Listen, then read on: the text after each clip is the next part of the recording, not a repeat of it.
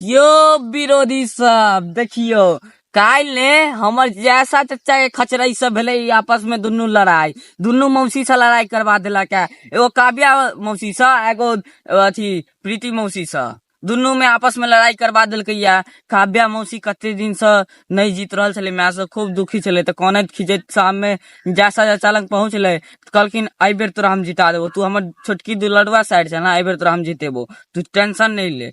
उ जे छो अभिषेक शर्मा, उ मारतो तोरा रन 245 रन मारने छले ने पंजाब, देखलिए हूँ सब 247 मार के जीतले, तहन खुश भेले। लास्ट में जहन 200 रन मार दिलकै, तो हम पहुंचले जैसा चाचा लग, कहलिए यो अब केना जीते हमर छोटकी मौसी। कहलकै रे तू टेंशन के ले छा, अभिषेक शर्मा मारतो रन, ओकरा मार दी ने पंजाब के।